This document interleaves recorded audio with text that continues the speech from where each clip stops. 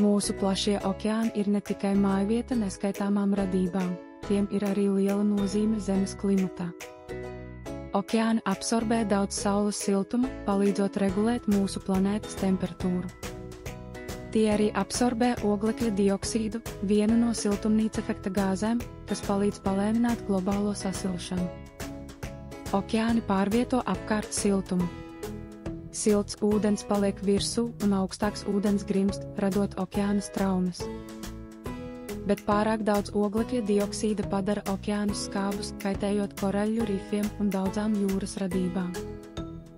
Siltāki okeāni var izraisīt arī spēcīgākas vētras, izraisot lielākus ciklonus un viesuļvētras.